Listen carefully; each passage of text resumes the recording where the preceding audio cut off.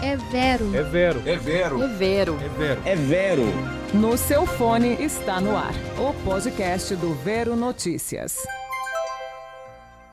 Sejam muito bem-vindos ao É Vero, o seu espaço de análise dedicado à intersecção explosiva entre Forças Armadas, política e direito no Brasil.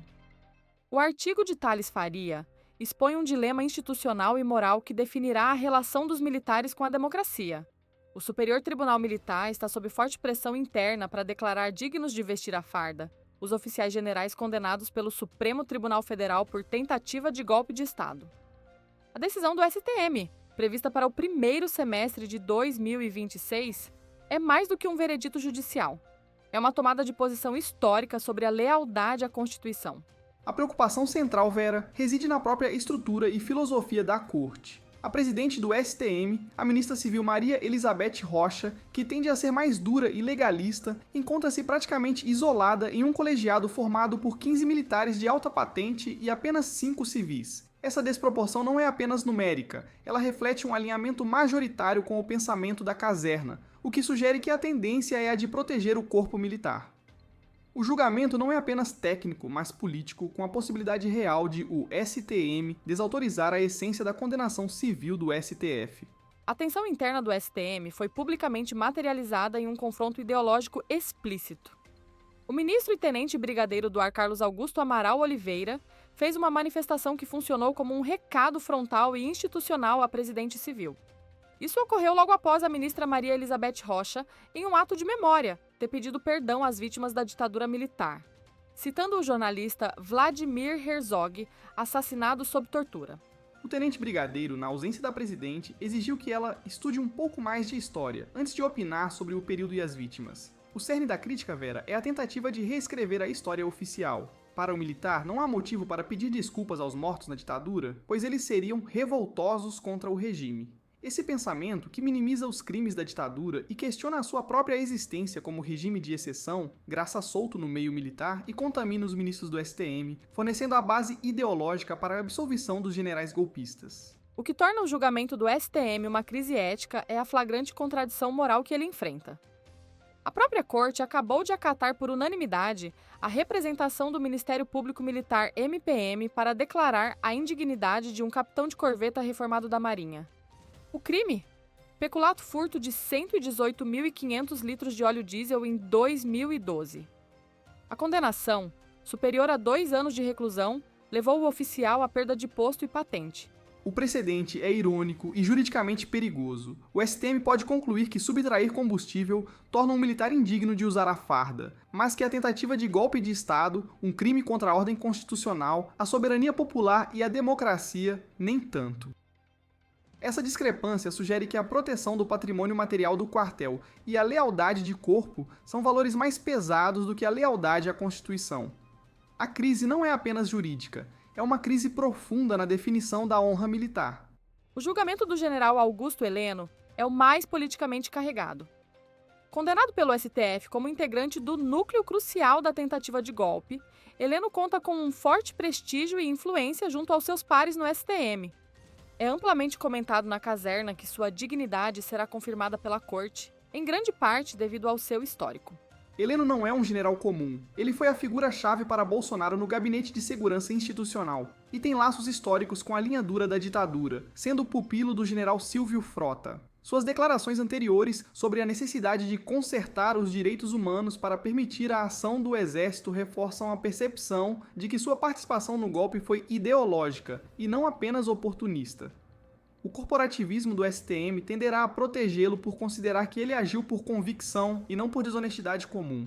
A coesão da caserna deve se manifestar na absolvição de outros nomes proeminentes. O ex-ministro da Defesa, Paulo Sérgio Nogueira, tem sua absolvição no STM dada como certa. O mesmo se aplica ao ex-comandante da Marinha, Almir Garnier, que tem a seu favor o fato de ser o único oficial da força entre os acusados, mobilizando o corporativismo interforças em seu favor. A grande incógnita, no entanto, é o general Braga Neto, ex-ministro e ex-candidato a vice-presidente. Ele caiu em desgraça entre seus pares ao ter uma conversa revelada onde mandava oferecer a cabeça do então comandante do exército, Freire Gomes, aos leões, e o chamava de cagão por não aderir à tentativa de golpe. Essa quebra do Código de Honra Militar, a traição e a injúria a um colega de alta patente, pode ser o fator que o condena na visão dos ministros, mais do que a própria participação no golpe. A maior dificuldade institucional para o STM é que a condenação à perda da farda, chamada de morte ficta, é uma pena extrema e nunca foi aplicada contra oficiais generais.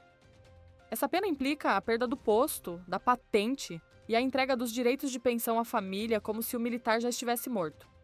Romper esse precedente de intocabilidade da cúpula seria um ato de enorme coragem e peso institucional.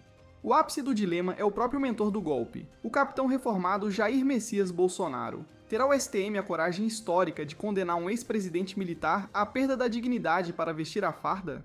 E, logicamente, ao condenar o mentor, a corte não estaria obrigada a fazer o mesmo com aqueles que deram prosseguimento às suas ordens?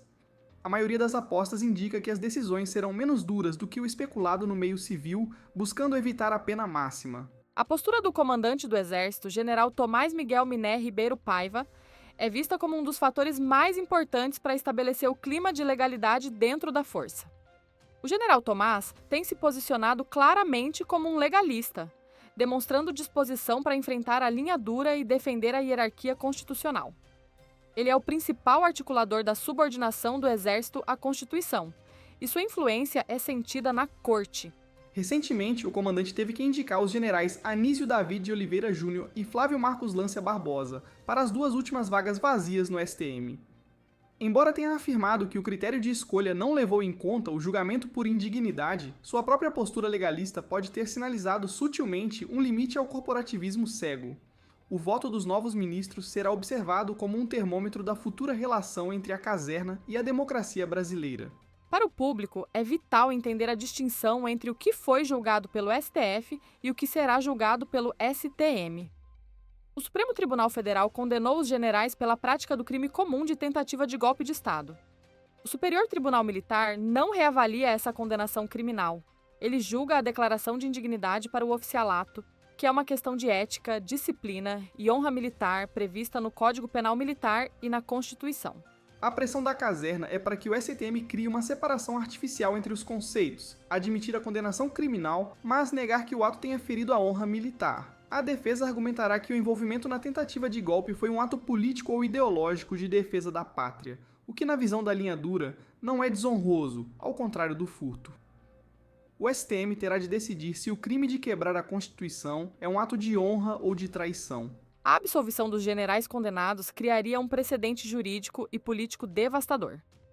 O STM estaria a enviar uma mensagem clara e perigosa de que crimes contra a ordem democrática, quando cometidos por militares de alta patente, são tolerados e não resultam na perda da dignidade profissional. Isso solidificaria um corporativismo de cúpula que blinda o alto comando contra a disciplina e a lei, criando uma zona de impunidade inaceitável em qualquer democracia.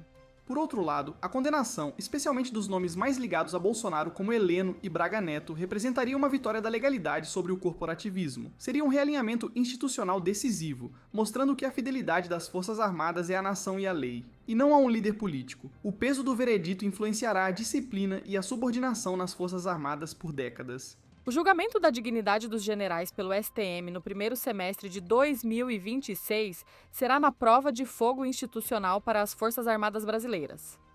A presidente Maria Elizabeth Rocha terá de enfrentar uma corte majoritariamente militar, sob forte pressão interna para preservar a honra dos seus pares, mesmo que isso custe a contradição moral e a negação da gravidade de um crime contra a Constituição. A dúvida sobre Braga Neto e Bolsonaro permanece, com a maioria das apostas pendendo para decisões que evitem o choque total com a caserna. No fim das contas, a decisão final repousa na consciência e na coragem individual dos ministros militares. Como bem conclui o articulista, assim como no futebol, cabeça de juiz, especialmente no meio militar, é uma caixinha de surpresas. Mas o futuro da hierarquia e da disciplina militar no Brasil depende desse veredito. E não se esqueçam, política e economia são nossos assuntos, a verdade, o nosso dever. E isso é Vero.